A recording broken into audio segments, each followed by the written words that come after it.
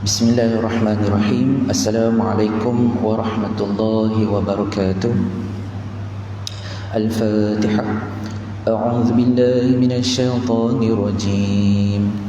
Bismillahirrahmanirrahim. Alhamdulillahi rabbil alamin. Ar-Rahmanir Rahim. Maliki yaumiddin. إياك نعبد وإياك نستعين اهدنا الصراط المستقيم صراط الذين أنعمت عليهم غير المغضوب عليهم ولا الضالين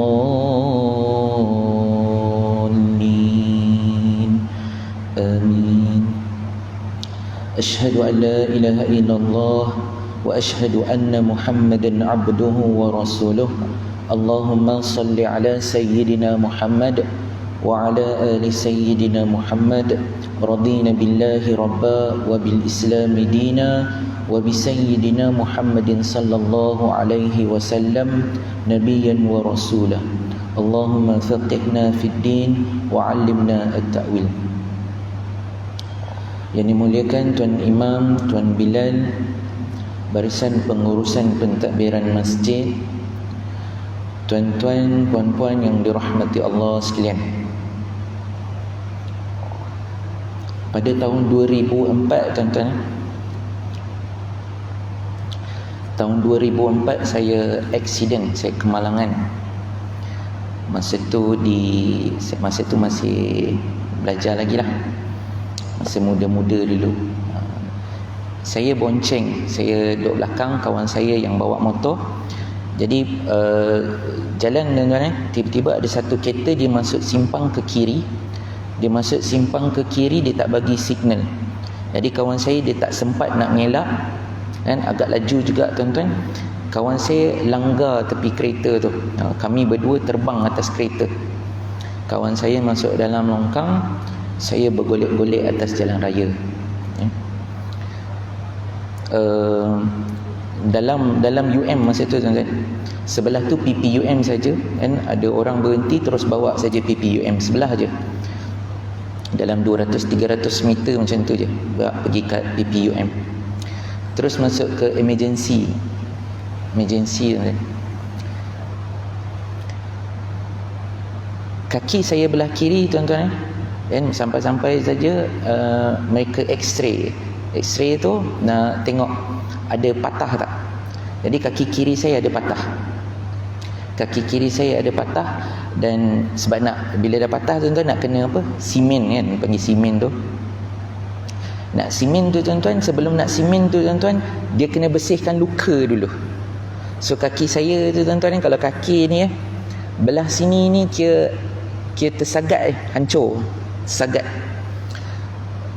Satu jari tuan-tuan, satu jari ni kuku dia dah tanggal, longgar dah, tinggal bucu je ujung tu, tarik dia putus. Yang lain dia tu tuan-tuan, dia longgar, dia renggang.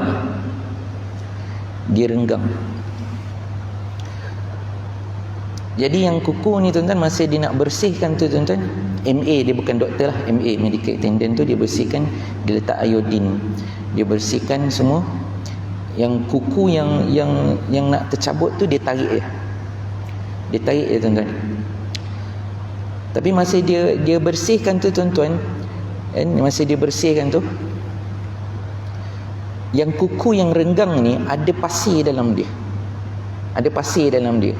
Jadi dia cakap, "Dik, kaki kau ni dalam kuku ni ada pasir, mungkin ada kuman ni, nak kena bersihkan, nak kena keluarkan." Saya cakap, "Okey abang, bersihkan lah. Tapi nak bersihkan ni nak kena cabut kuku kau ni."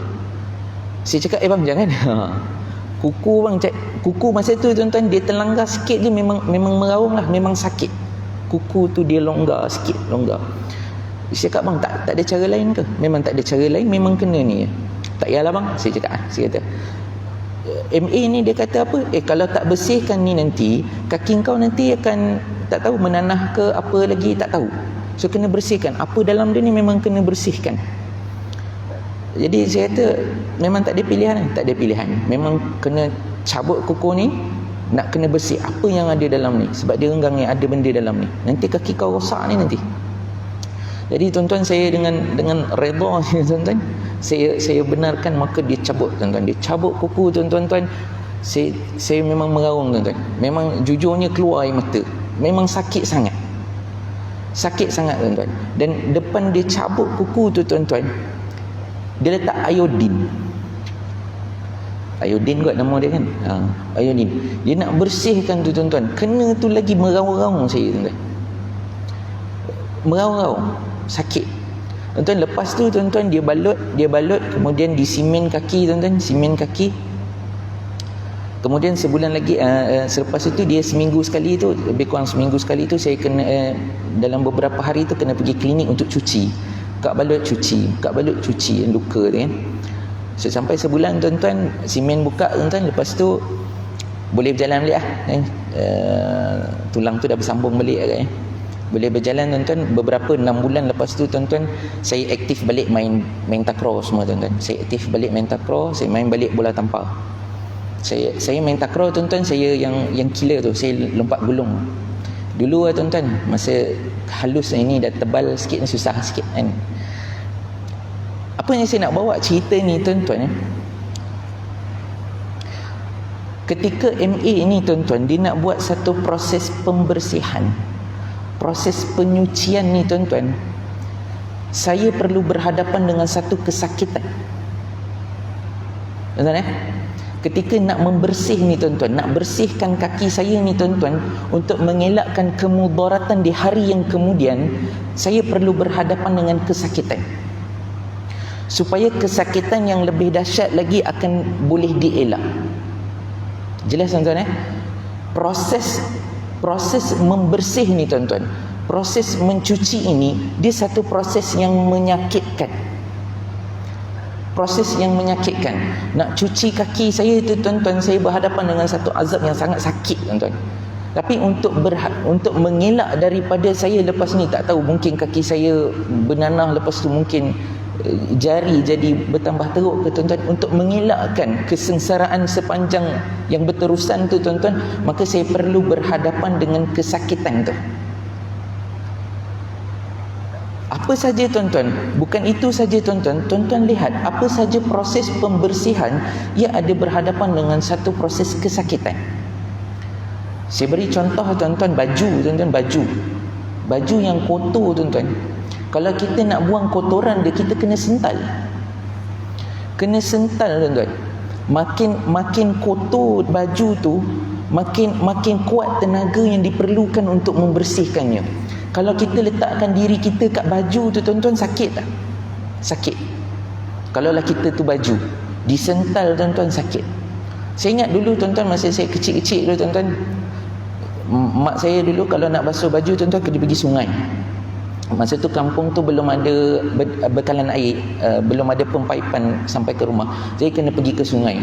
Jadi basuh baju tu tuan-tuan, basuh baju tu, mak saya tu dia ada skill, dia hempas-hempas baju tu kat batu. Baju tu nak bersihkan tuan-tuan, dihempas-hempas ni baju, dibanting-banting, apa betul lah, dihempas-hempas ni baju tu kat batu, supaya kotoran tu boleh hilang. Dia ada lagi satu skill tu tuan-tuan, kalau tuan-tuan tengok kan, dia berdiri atas baju tu, dia ada skill, sebab tangan dah lengoh ni, dia pakai kaki, dia ada skill pakai kaki kan, dia henyak-henyak baju tu untuk keluarkan kotoran tu. Satu proses yang sangat sakit tuan-tuan.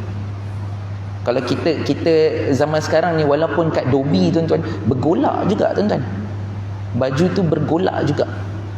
Dalam keadaan apa? Kalau kita nak cuci longkang ke tuan-tuan, kita tembak dengan water jet tuan-tuan, benda tu sakit. Saya nak bagi gambaran tuan-tuan, bahawa proses pembersihan ini adalah proses yang menyakitkan. Jelas tuan-tuan kat sini ya. Jadi tuan-tuan,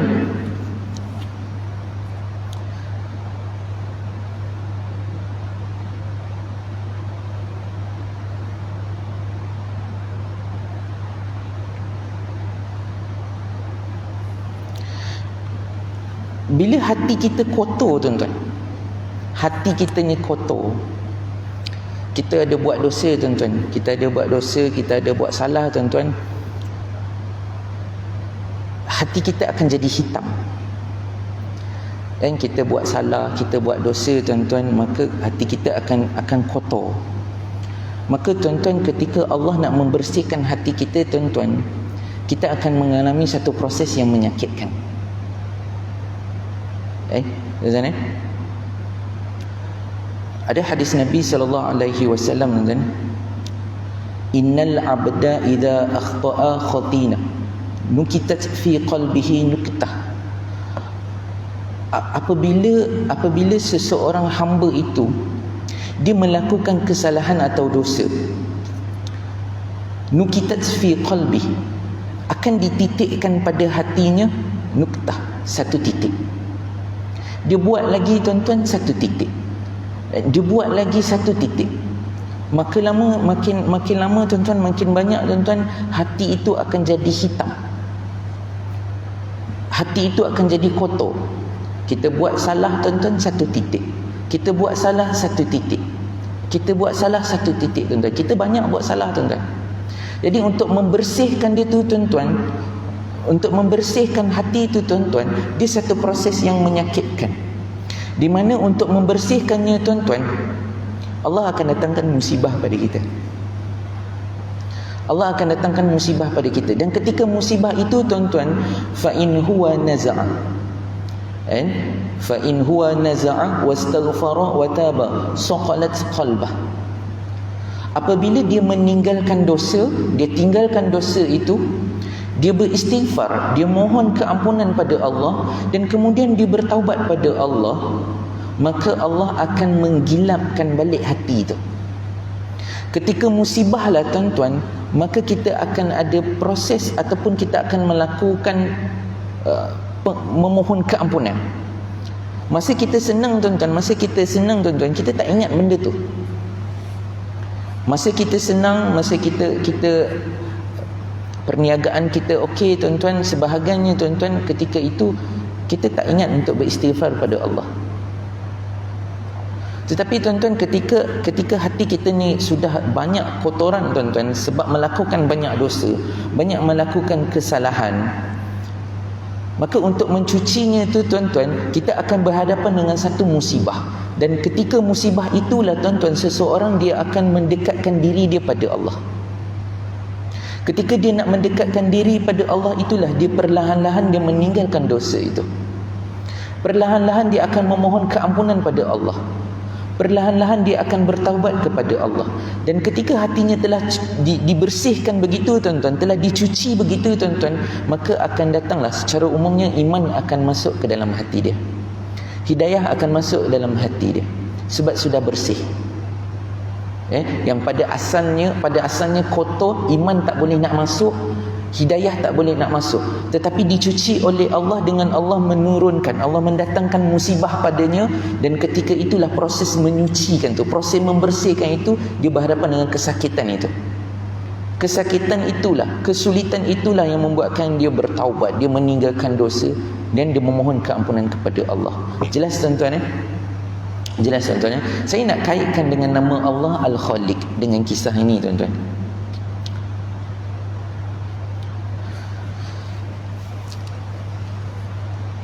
Sebelum saya nak kaitkan dengan ini tuan-tuan, saya nak bawa satu kefahaman.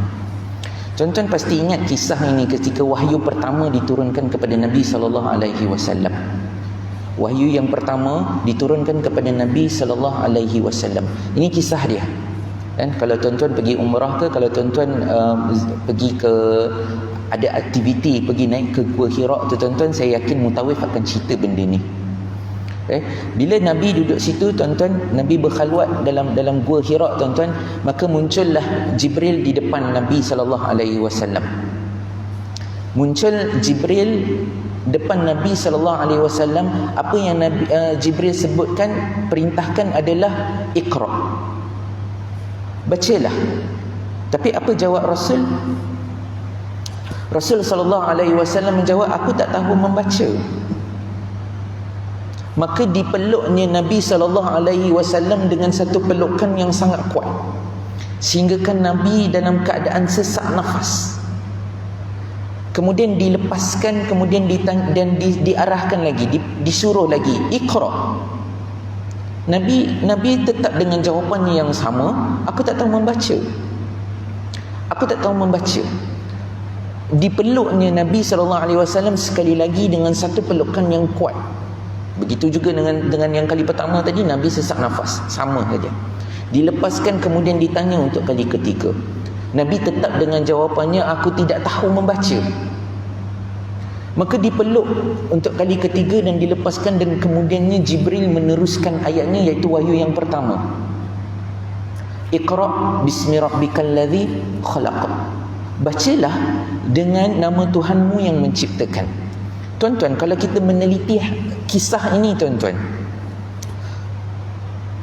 kita boleh dapati bahawa ketika Nabi SAW menjawab, aku tidak tahu membaca, setelah disuruh oleh Jibril, bacalah, Nabi menjawab, aku tak tahu membaca. Boleh kita fahami bahawa ketika itu persepsi Nabi SAW berkaitan dengan membaca ni, tuan-tuan, perlu kenal huruf, perlu kenal perkataan baru boleh membaca. Itu persepsi Nabi SAW sebelum menerima wahyu. Persepsi ketika itu, sebab disuruh membaca, Nabi tak boleh membaca. Sebab kita tahu, tuan-tuan, kita faham bahawa Nabi buta huruf. Nabi tak boleh membaca sebab Nabi tak kenal huruf, Nabi tak kenal perkataan. Sebab itu Nabi jawab, aku tak boleh baca. Aku tak boleh membaca.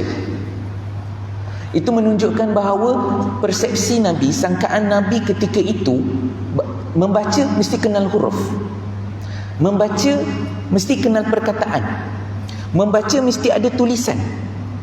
Persepsi dia, sangkaan dia begitu. Tetapi Allah memberikan wahyu yang pertama ini untuk memperbetulkan persepsi itu. Bacalah dengan nama Tuhanmu yang menciptakan.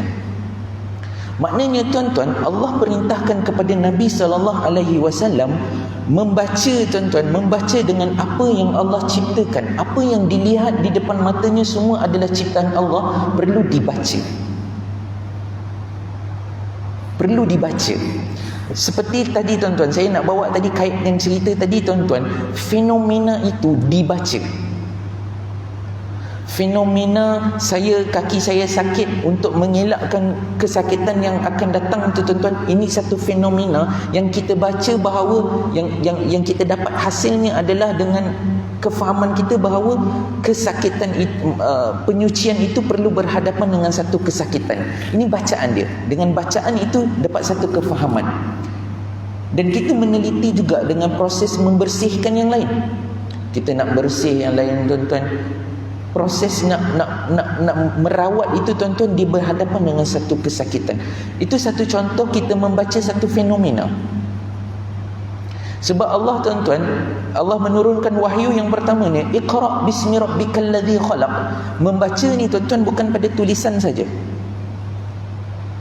Membaca ini bukan pada tulisan saja, tetapi membaca ini, tuan-tuan, dia perlu menggunakan pendengaran kita, menggunakan mata kita dan menggunakan akal kita. Maknanya, tuan-tuan, Allah mencipta segalanya, semuanya Allah cipta, tuan-tuan. Semua ciptaan Allah ini perlu dibaca. Sebelum tu, tuan-tuan, saya nak bawa kefahaman baca dulu, tuan-tuan, membaca ni.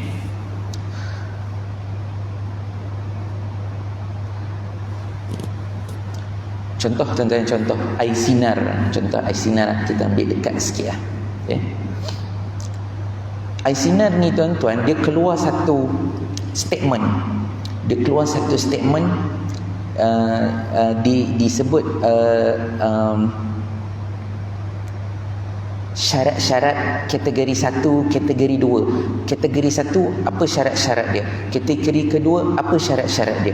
Dan air sinar, tuan-tuan, kita baca, tuan-tuan, untuk faham sama ada kita layak atau tak layak.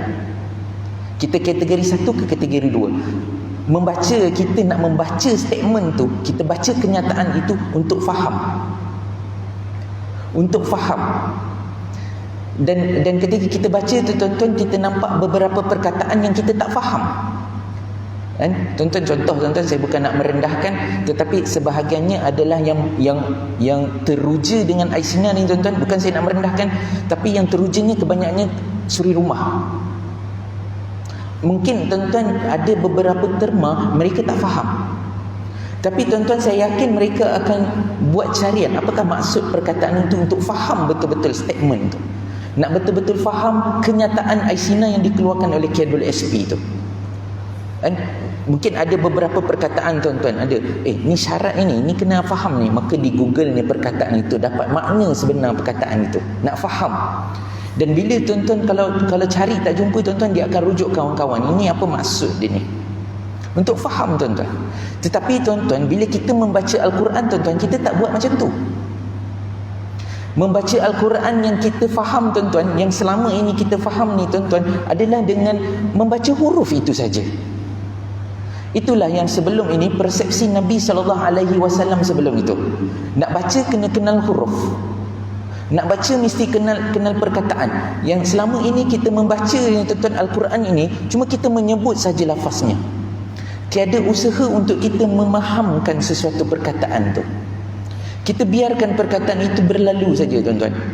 Anfusahum, lepas tu kita jumpa anfusakum, berbeza kaf dengan huruf ha, kita biarkan saja. Apa perbezaannya, biarkan saja. Kita tak nak ambil tahu pun untuk faham. Sedangkan membaca itu tuan-tuan tujuannya untuk faham.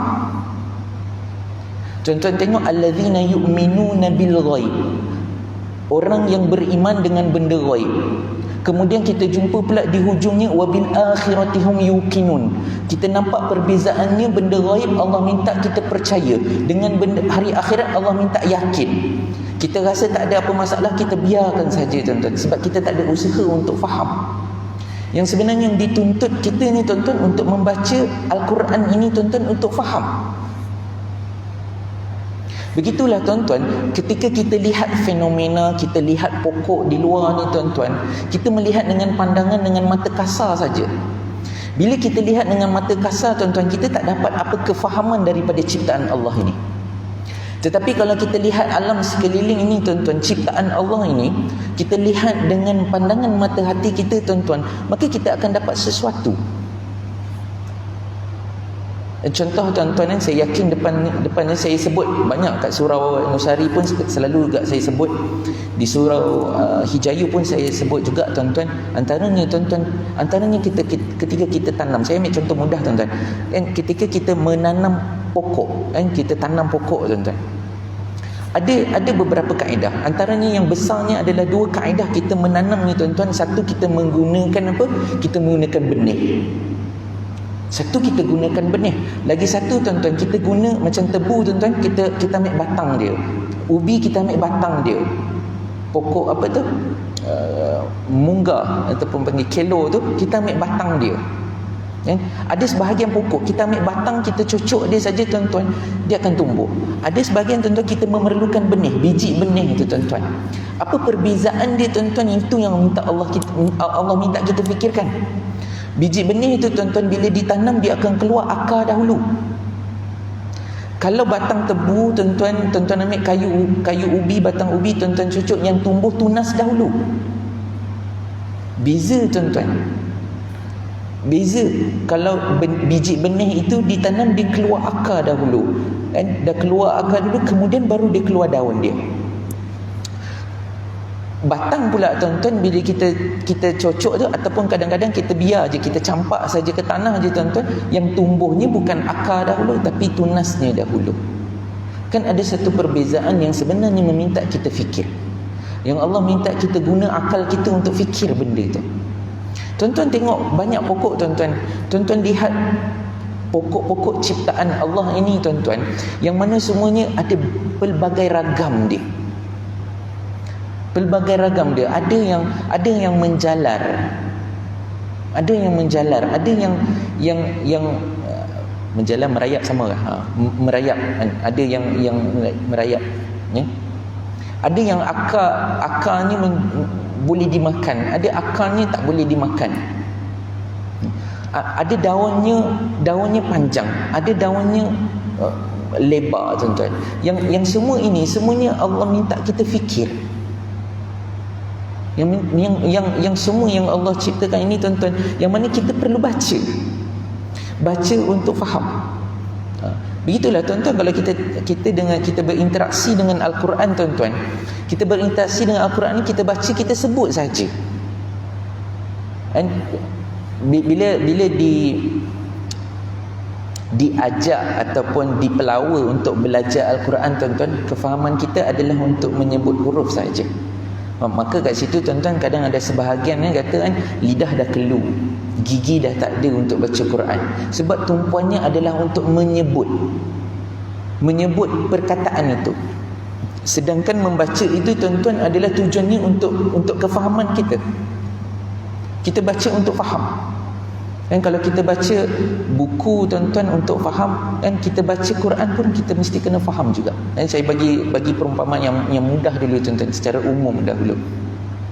Jadi, tuan-tuan, Allah minta kita baca, dan dengan wahyu yang pertama ini, tuan-tuan, dia memperbetulkan persepsi Nabi SAW terlebih dahulu, yang mana sebenarnya, tuan-tuan, juga adalah memperbetulkan persepsi kita juga sekarang ni. Dan saya ulang balik, tuan-tuan, sekali lagi, Nabi sebelum dia menerima wahyu, dia menjawab, dia kata apa? Aku tidak baca. Iqra' bismi rabbikal ladzi khalaq. Bacalah. Nabi menjawab, aku tak tahu membaca, sebab sangkaannya adalah membaca mesti kenal huruf, mesti kenal perkataan. Tetapi Allah memperbetulkan, Iqra' bismi rabbikal ladzi khalaq. Khalaqal insana min 'alaq. So Allah mesti melihat, kan? Allah kata mencipta manusia itu daripada alaq. Untuk nak lihat proses penciptaan manusia itu, belajar membaca macam mana proses manusia itu dijadikan. Baca daripada situ. Baca dengan menghasilkan satu kefahaman. Jelas, tuan-tuan, saya nak kaitkan dengan nama Allah Al-Khaliq ini. Dan sebelum ni saya dah sebut tentang siri 1, siri 2 itu kita kenal dengan nama Allah Al-Khaliq. So, tuan-tuan, sekarang kita nak berinteraksi, kita berurusan dengan Allah Al-Khaliq ini. Allah bukan mencipta kita saja, tuan-tuan. Allah mencipta muka bumi ini sekali. Allah menciptakan langit dan bumi. Dan dalam masa yang sama juga, tuan-tuan, Allah mengirimkan Al-Quran untuk kita, panduan kepada kita. Tak terhenti di situ, tuan-tuan, Allah utuskan Nabi untuk kita. Itu menunjukkan kesempurnaan Allah mencipta kita. Dan daripada semua ciptaan Allah itu, tuan-tuan, Allah minta kita fikirkan. Dan kita menggunakan akal. Menggunakan akal untuk berfikir.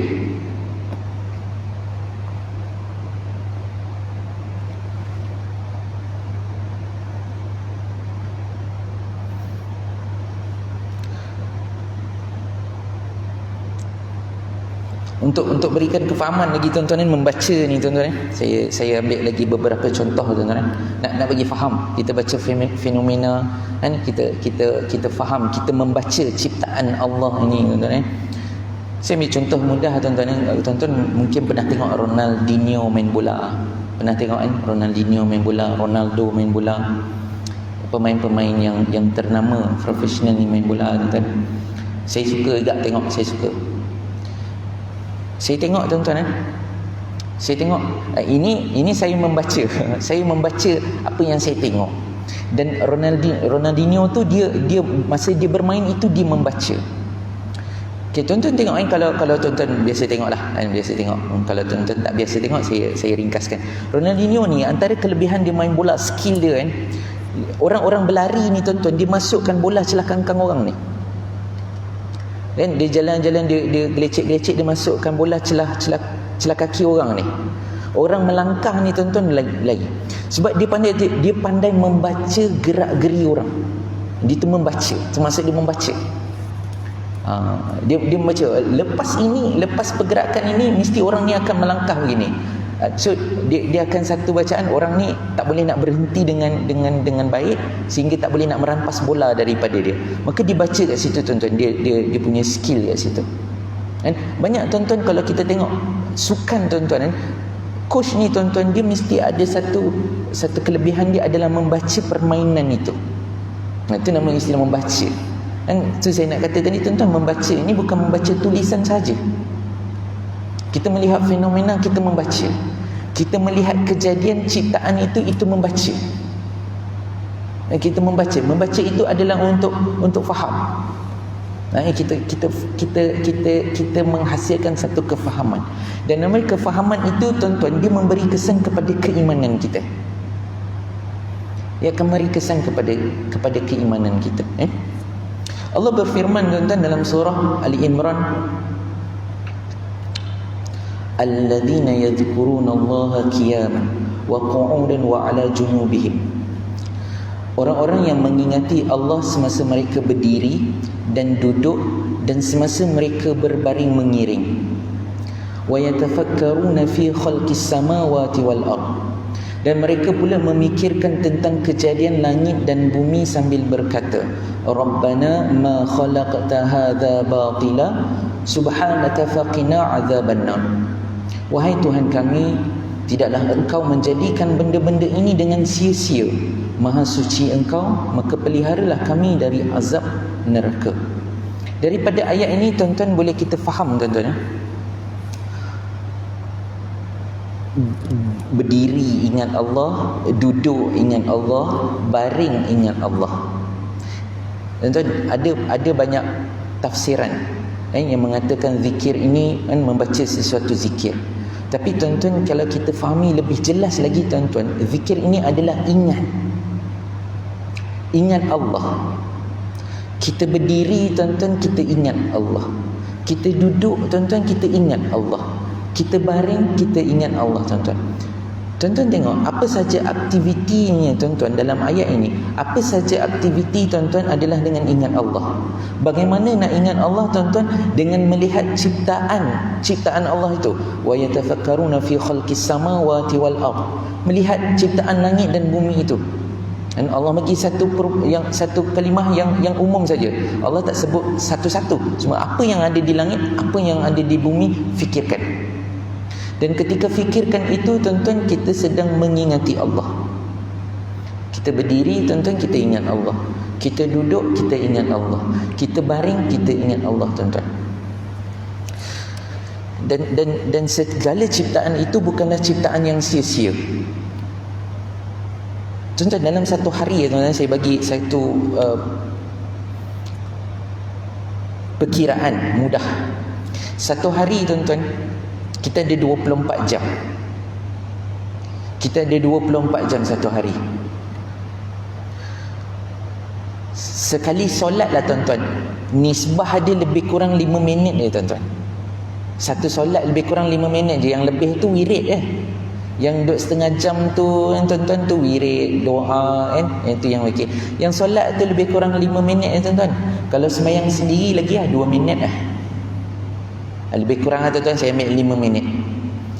Kita ada solat fardu tuan-tuan berapa kali tuan? 5 kali. 5 kali 5 minit 25 minit. Dekatkan tuan-tuan 30 minit. Kita ada satu hari ada 24 jam. 24 jam ni tuan-tuan bersama dengan 1440 minit.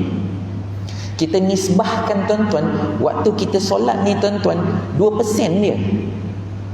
2% lah. Saya kira tadi 2.08%. 2.08% masa kita dalam 24 jam itu 2.08 saja kita solat. 97.92% adalah kita di luar solat.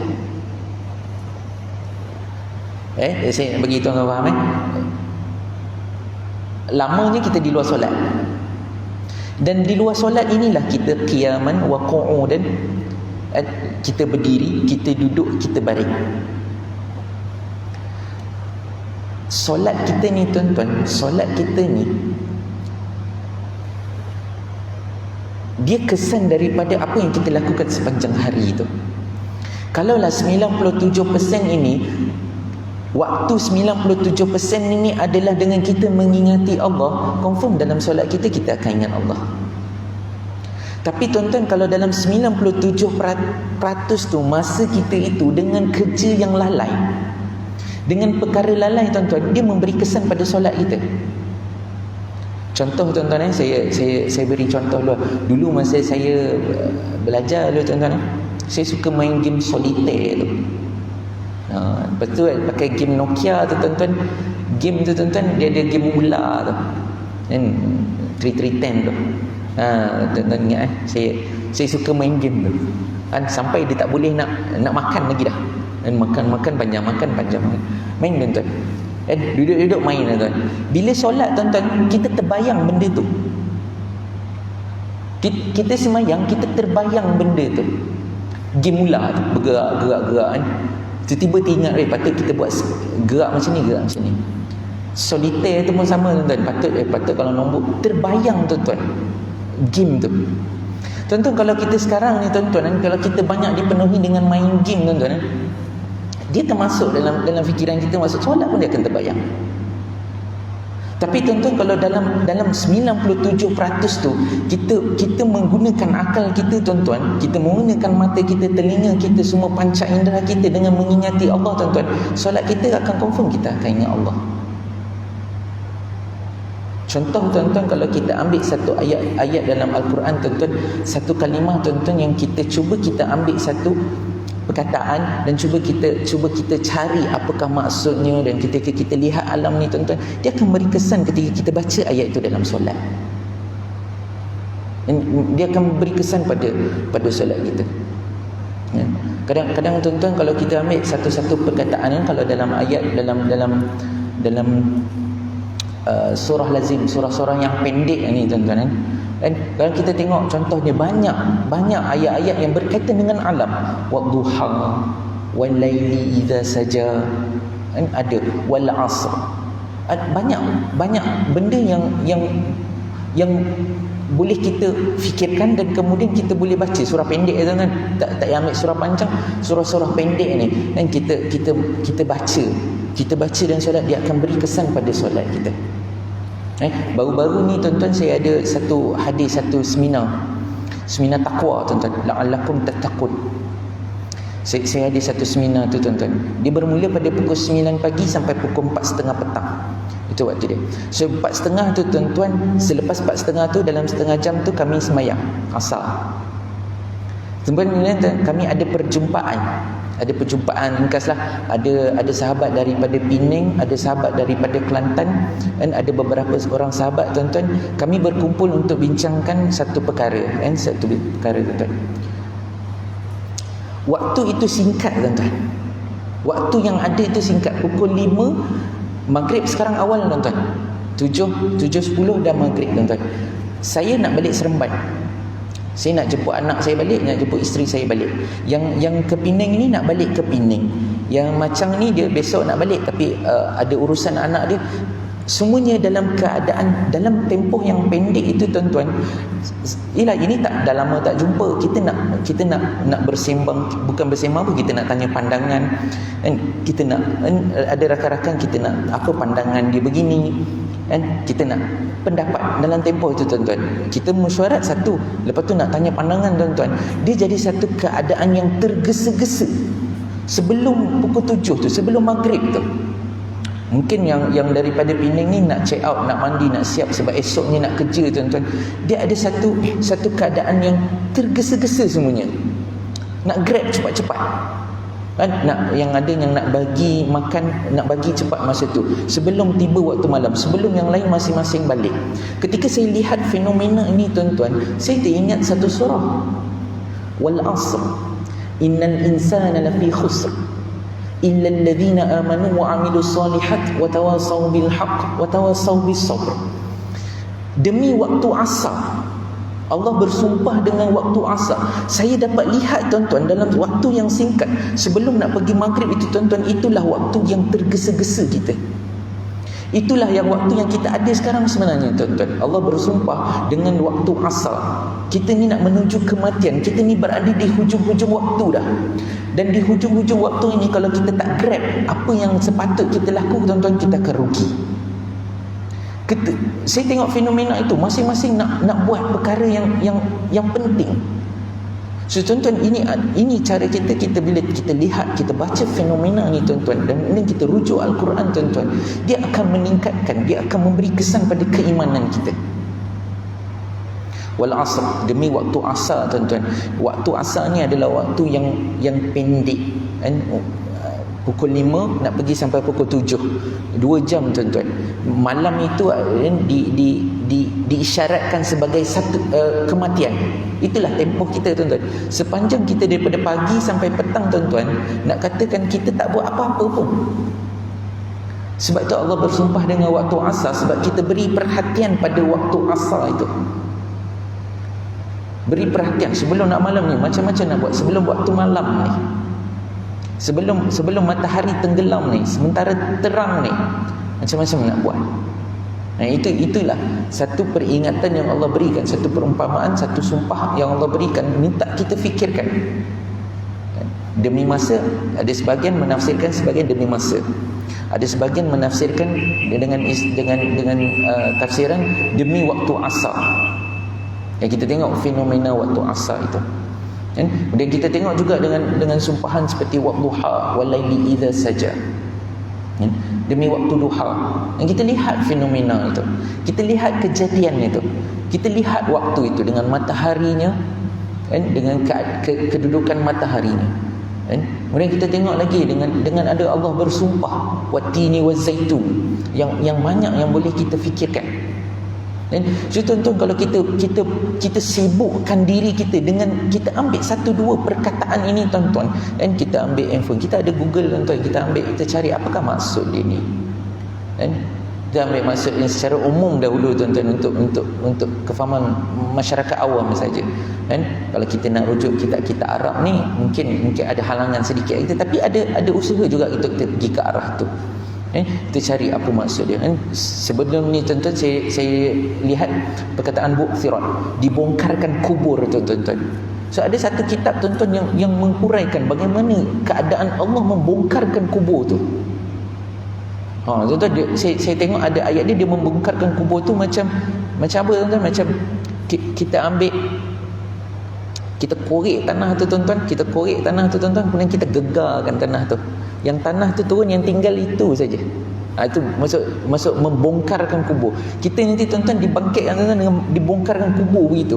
Dikaut dengan tanah tu, tuan-tuan, betul digoncangkan, tuan-tuan. Di situ.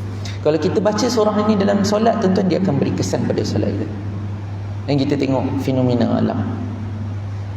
Jadi, tuan-tuan, Allah sebut tadi, Allah kata, kan, Allah tidak jadikan semua ini yang kita lihat ini sebagai sia-sia. Allah tak jadikan sia-sia. Tuan-tuan, sekarang ni, tuan-tuan, ramai yang balik kampung. Saya pun balik kampung kejap lagi, tuan-tuan.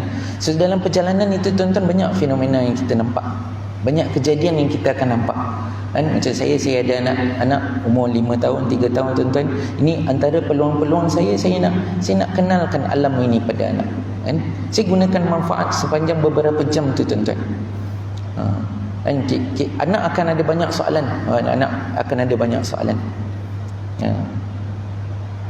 Contoh, tuan-tuan, kalau saya balik Terengganu ni, tuan-tuan, saya akan lalu pantai. Tapi malam ni tak adalah. Tapi malam ni selalu saya lalu kat mana? Saya suka lalu kat Paka yang ada api tu.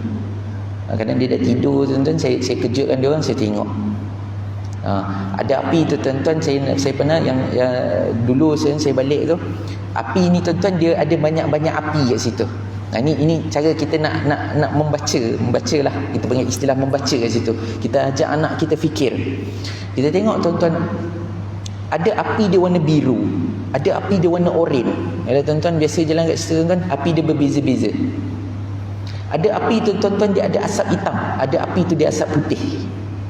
Kalau tuan-tuan biasa tengok, jin, tuan-tuan, dia diciptakan daripada jelaga tu. Antara api dengan jelaga tu, itu yang dia diciptakan itu. Kat situ kita boleh nampak, kat situ kita boleh lihat bagaimana keadaan api. Dan bila kita bagi tahu anak kita macam tu, kita boleh tunjukkan jin tu, syaitan itu, iblis itu diperbuat daripada situ. Kita perbuat daripada tanah. Kita boleh bawa anak-anak kita berfikir. So ini ruang, tuan-tuan, kalau kita balik kampung, tuan-tuan, dan ada yang pergi ke utara, ada pergi ke pantai timur, ada yang dari macam-macam arah pergi. Dan yang sepanjang perjalanan itu ada banyak yang objek ataupun ciptaan Allah yang berkehendakkan kita menggunakan akal untuk kita fikir. Yang kita nampak gunung, tuan-tuan, cuba kita ingat balik ayat yang berkaitan dengan gunung di dalam Al-Quran. Yang mana bila tiba hari kiamat ni, tuan-tuan, gunung ganang ini berterbangan. Tuan cuba bayangkan. Dalam Al-Quran, tuan-tuan, ada satu tuntutan minta kita membayangkan. Contoh, alam tara kaifa fa'alam. So Allah minta kita bayangkan kejadian tentera Abraha itu yang dilontarkan dengan batu. Tuan-tuan, alam tara, imagine, bayangkan. So dalam Al-Quran ada satu tuntutan kita untuk kita membayangkan. Sebab itu itu adalah proses berfikir, itu proses berfikir. Jadi tuan-tuan, itu saya tangguh dulu. Kita berhenti sampai di situ dulu tuan-tuan. Dan semoga tuan-tuan dengan apa yang kita sampaikan ni tuan-tuan, kita perbetulkan balik tuan-tuan. Dan antaranya tuan-tuan yang saya tekankan di sini tuan-tuan baca Quran, tuan-tuan baca untuk faham. Baca untuk faham tuan-tuan, jangan baca sekadar lafaz saja. Kan? Sebab tu tuan-tuan, kalau contoh depan tadi saya mulakan dengan Al-Fatihah tuan-tuan, saya bawa tuan-tuan baca bersama saya dengan perlahan-lahan. Dan saya kurang sikit tuan-tuan kalau ada orang baca Bismillahirrahmanirrahim, Alhamdulillahirabbil alamin, Arrahmanirrahim, Maliki yaumiddin. Kita sedang baca kalam Allah tuan-tuan. Adab kita dengan kalam Allah tuan-tuan, kita baca dengan perlahan-lahan. Tuan-tuan tengok alif lam mim tuan-tuan, akhir sekali tuan-tuan, alif lam mim. Alif lam mim ni huruf muqatta'ah tuan-tuan. Dia bukan baca alif lam mim, dia bukan baca alam, dia bukan baca ulum. Dia baca dengan kaedah dia tertentu tuan-tuan. Alif lam mim, itu kaedah dia. Bukan ni dibaca alif lam mim. Kalau kita baca Yasin tuan-tuan, Yasin wal Quranil, bukan begitu tuan-tuan. Yasin, ya 2 harakat, sin 6 harakat. Yasin ini diletakkan di hadapan surah tuan-tuan, di depan Al-Quran tuan-tuan. Allah sedang ajar kita tuan-tuan berhadapan dengan Al-Quran, berinteraksi dengan Al-Quran, jangan tergesa-gesa. Ada kaedah dia, sebut dengan betul-betul, baca dengan betul-betul, jangan terburu-buru. Dan daripada huruf muqatta'ah itu tuan-tuan, alif lam mim ini tak ada terjemahan tuan-tuan, tetapi kita baca untuk faham kenapa Allah letak alif lam mim di hadapan. Itu kita baca. Kita baca untuk faham kenapa dia kedudukan situ. Kenapa dibaca alif lam mim, bukan dibaca dengan alam, ulum, ilim dan sebagainya. Kenapa dia duduk kat situ? Tentu kita baca kenapa kedudukan dia kat situ. Kenapa dibacanya begitu? Itu yang kita baca untuk faham kedudukan alif lam mim itu. Dan bila kita faham tuan-tuan, maka kita akan berinteraksi dengan Al-Quran dengan disiplin ni yang betul.